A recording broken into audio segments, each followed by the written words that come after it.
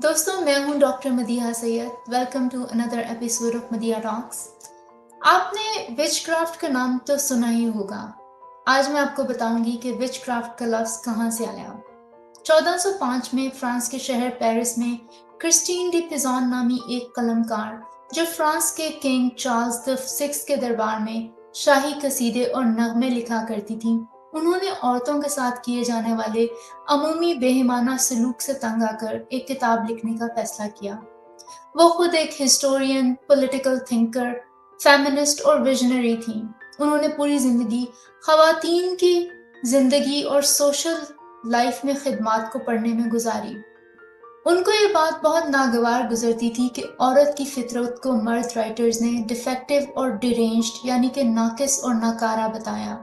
उन्होंने एक किताब the book of city of ladies लिखी, जिसमें मरकजी किरदार खवातीन के थे, यानी कि आर्टिस्ट, इन्वेंटर्स, साइंटिस्ट, पोएट्स और प्रॉफिट्स। उनके ख्याल में फीमेल को गैर महफूज छोड़ दिया गया है। उसकी मिसाल ऐसी है जैसे कि एक बाग जिसके चारों तरफ कोई दीवार नहीं, यानी एन ऑर्किड विदाउट वॉल्स। जिन राइटर्स का ये जिक्र कर रही थी, उन्हीं में से एक राइटर फ्रांसिस्को डे गैली स्ट्रॉबेली थे, जो कि एक बदनाम ज़माना मिसोजिनिस्ट और 13वीं सदी के इटालियन फिजिशियन थे। उन्होंने एक किताब एनसाइक्लोपीडिक पोएम्स लिखी, जिसमें उन्होंने औरत को नाकिसुल अकल बताया और कहा कि वो हर महीने मेंस्ट्रुएट करती हैं और उनकी फितरत नाकिस है। Women have less faith than a wild beast। उसका ईमान आधा है, वो बेवकूफ है, लालची है और मगरूर है। जी हाँ, वही ख्यालात जो इस्लाम में भी औरतों के बारे में पाए जाते हैं। फ्रांसिस्को के औरतों के बारे में ये ख्यालात नए नहीं थे।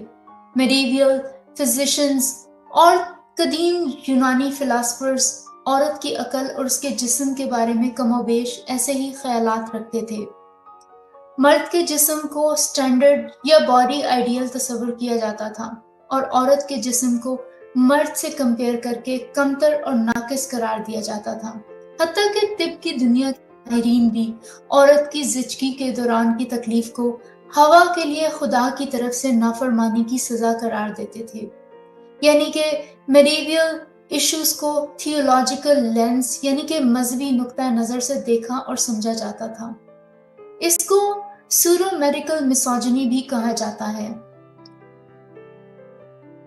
एक और लैटिन किताब the सीक्रेटिस मलेरियम, the secret of the women, जिसके मुताबिक औरत का जिस्म पैदाइशी तौर पर नाकिस है।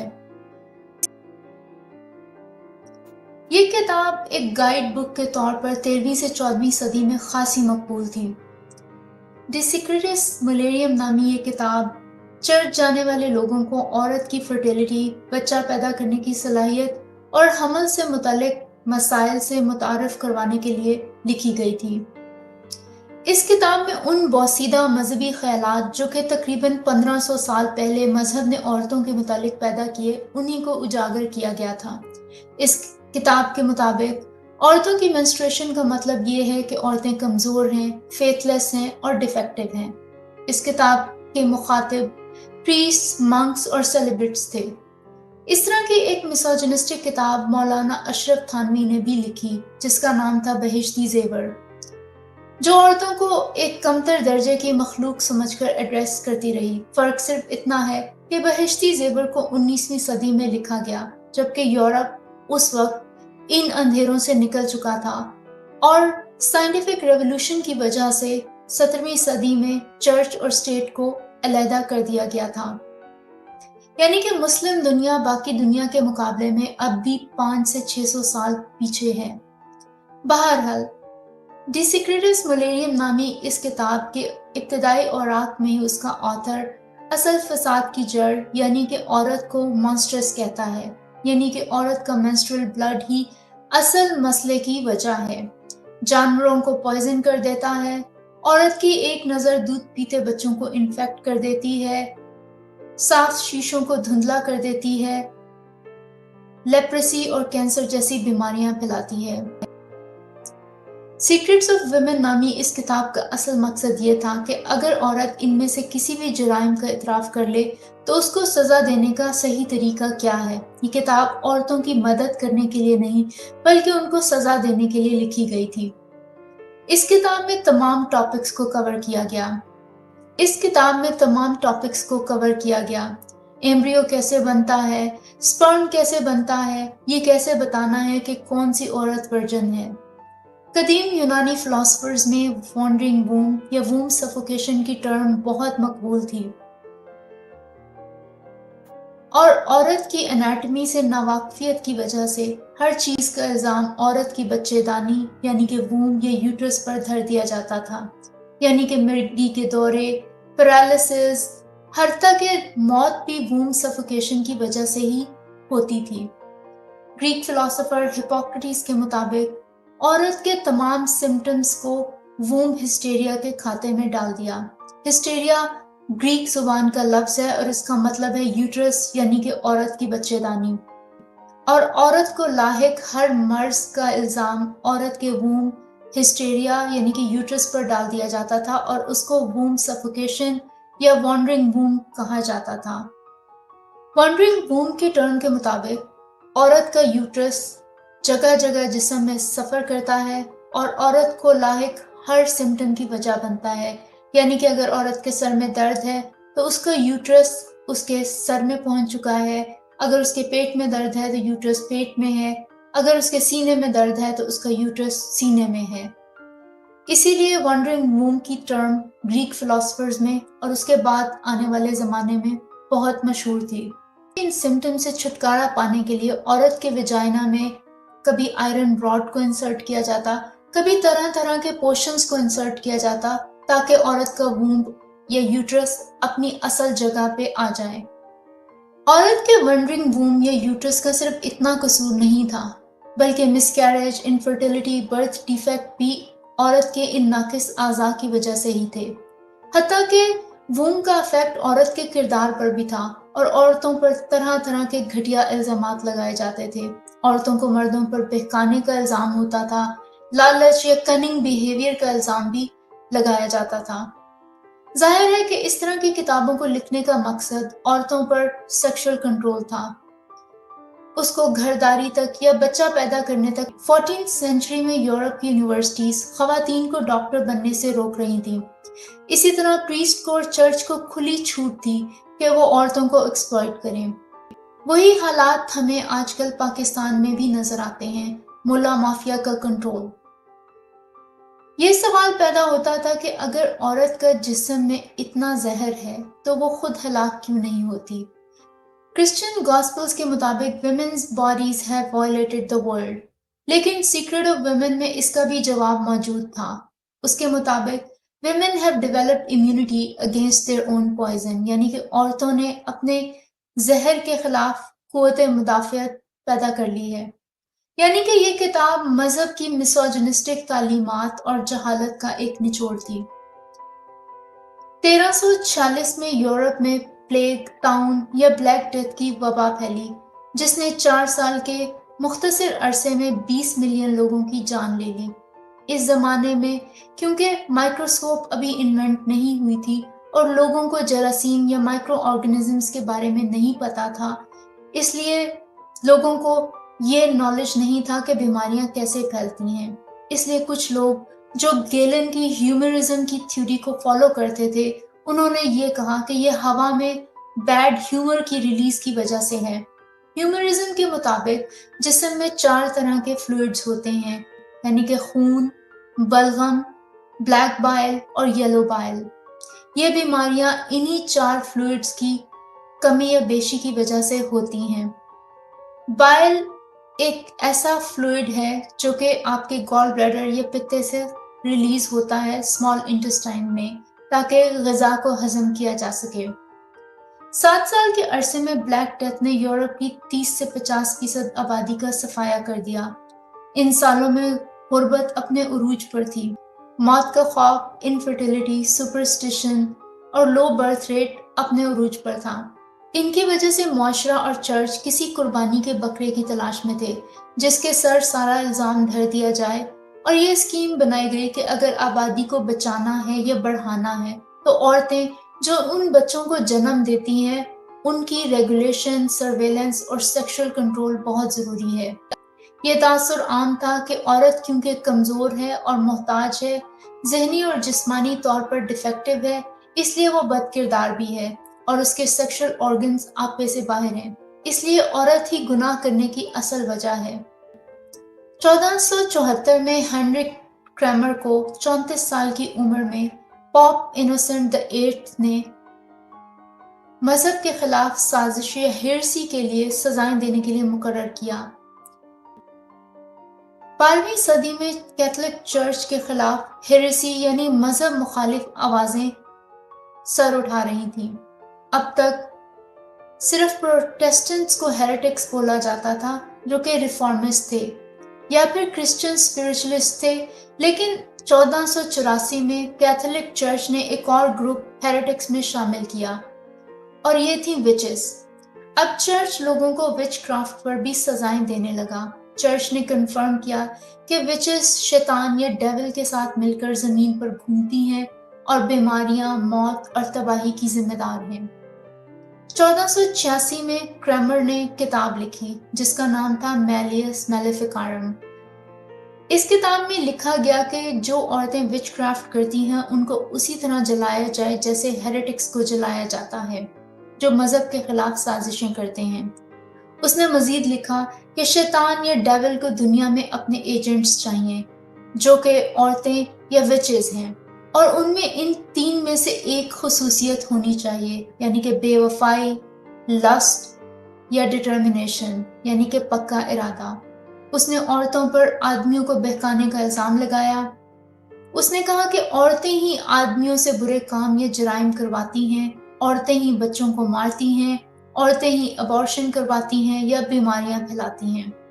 کریمر کی کتاب میں وچ کرافٹ کی ڈیفینیشن اتنی براڈ تھی کہ کوئی بھی عورت بآسانی وچ کہلا سکتی تھی۔ ان میں بیوہ، بانجھ، زیادہ پڑھی لکھی، آزاد خیال، کنواری یا 40 سال سے زیادہ عمر کی خواتین بھی شامل تھیں۔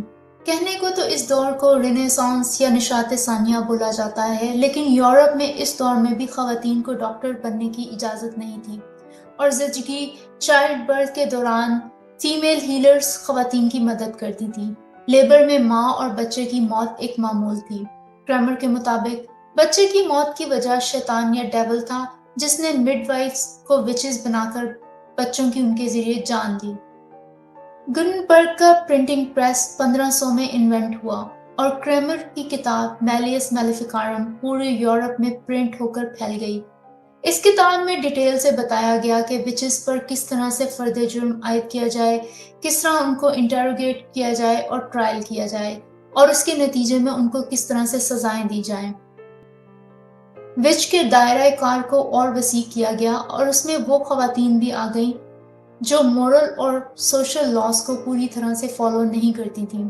اس وقت کیتھولک چرچ کریمر کو ایک اخلاقی طور پر مشکوک انسان سمجھتا تھا جو کہ کیتھولک مذہب کا سہارا لے کر اپنے مقاصد پورے کر رہا تھا۔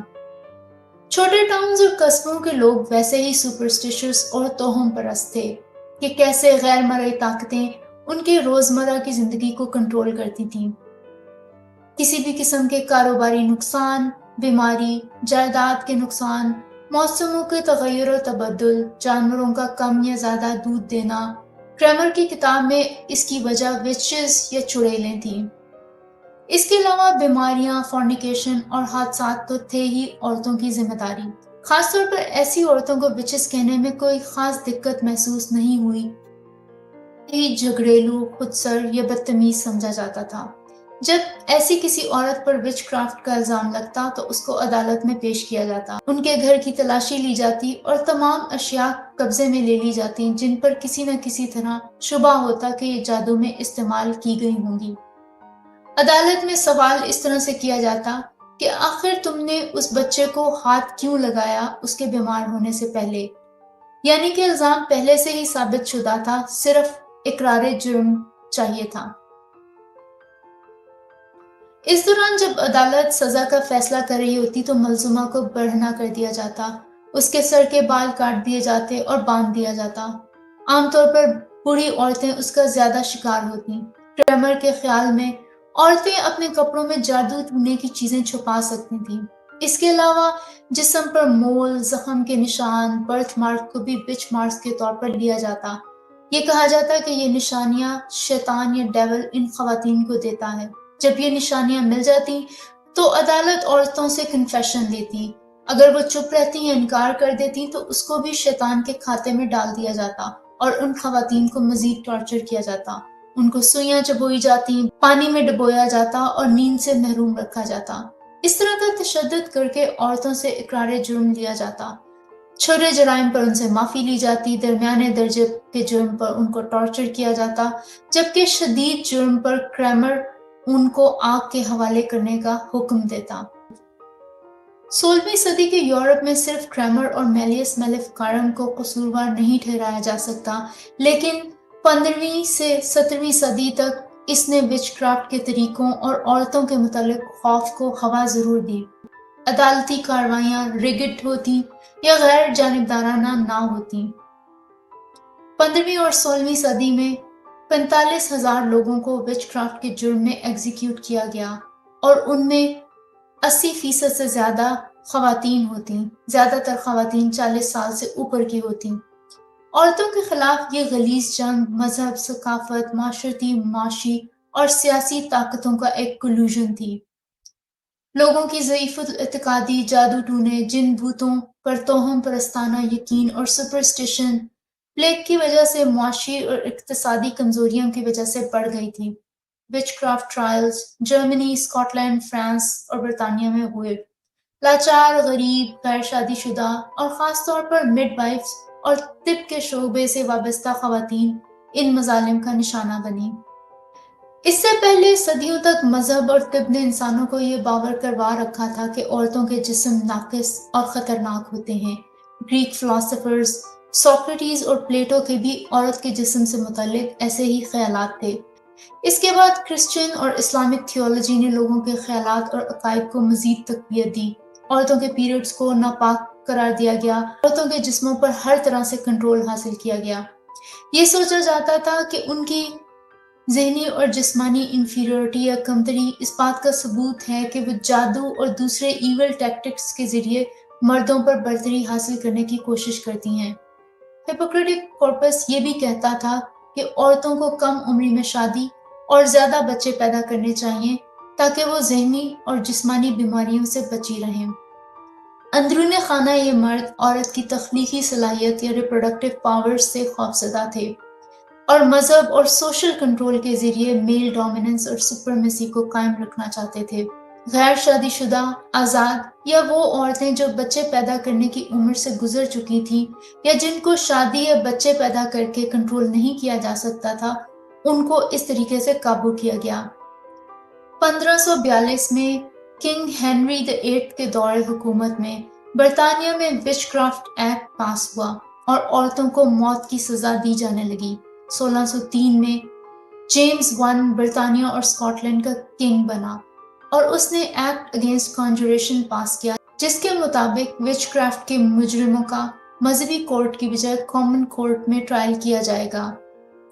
16 سے مڈ 17 سینچری کے دوران اسکاٹ لینڈ میں 4 سے 6 ہزار لوگوں کو پرسیکیوٹ کیا گیا، جس میں 75% خواتین تھیں، اور انگلینڈ میں 500 کے قریب لوگوں کو پرسیکیوٹ کیا گیا جس میں تقریباً تمام خواتین تھیں۔ 17 سینچری کے آغاز میں ایڈورڈ جارڈن نامی ایک کیمسٹ اور ڈاکٹر کو الزبتھ جانسن کے ٹرائل کے لیے میڈیکل وٹنس کے طور پر بلایا گیا۔ الزبتھ پر ایک دکاندار کی 14 سالہ بیٹی میری گلوور پر جادو کرنے کا الزام تھا۔ ڈاکٹر ایڈورڈ جارڈن ایک کامیاب ڈاکٹر اور fellow of Royal college of physicians تھے۔ الزبتھ پر الزام یہ تھا کہ اس نے گلوور پر جادو کیا ہے اور بچی کے گلے میں درد شروع ہو گیا اور اس کو دورے پڑنے لگے۔ ڈاکٹر جارڈن کو ٹرائل میں پیش کیا گیا اور ان کو سسپیشن یہ تھا کہ گلوور کو ٹانسلائٹس ہے، جو کہ گلے کی انفلیمیشن ہے، لیکن کیونکہ اس زمانے میں ٹیسٹ نہیں ہوتے تھے تو وہ عدالت میں اپنی ڈائگنوسس کو ثابت نہیں کر پائے۔ ڈاکٹر جارڈن کی دوسری سسپیشن یہ تھی کہ شاید گلوور کو ووم ہسٹیریا ہے، وہی ووم ہسٹیریا جس کا میں پہلے ذکر کر چکی ہوں، یعنی کہ یوٹرس کی بیماری جس کی وجہ سے اس کو دورے پڑتے ہیں۔ ڈاکٹر جارڈن نے جادو کے الزام کو رد کر دیا، لیکن وہ کورٹ کو کنونس نہیں کر پائے۔ اس کے باوجود الزبتھ کو 1 سال کی سزا سنا دی گئی۔ ڈاکٹر جارڈن نے اس ٹرائل کے بعد ایک کتاب لکھی جس کا نام تھا A Brief Discourse of a Disease Called the Suffocation of Mother، جو عورتوں کے جسم اور ذہن پر ووم سفوکیشن کی وجہ سے اثر انداز ہوتی ہیں۔ کم از کم اس ڈاکٹر کی کتاب سے مسائل کی اصل وجہ جن بھوتوں پر ڈالنے کی بجائے جسم کے اندر پائے جانے والے آرگنز میں ہی ڈھونڈنے کی کوشش کی گئی۔ 17ویں صدی میں بھی جو ڈیبیٹ شروع ہوئی وہ اس فلسفے پر تھی کہ عورتوں کے ریپروڈکٹیو آرگن کی وجہ سے ہی مرگی کے دورے پڑتے ہیں اور ان کے جسم ناقص اور وہ کمزور اور کم عقل ہیں۔ دوستوں، عورتوں کا استحصال صدیوں سے جاری ہے اور اب تک عورتیں اپنی آزادی کی جنگ لڑ رہی ہیں۔ اگر آپ کو میری ویڈیو پسند آئے تو اس کو لائک اور شیئر ضرور کیجیے اور میرے چینل کو سبسکرائب کریں اور اپنا بہت سارا خیال رکھیں۔ آج کے لیے اتنا ہی۔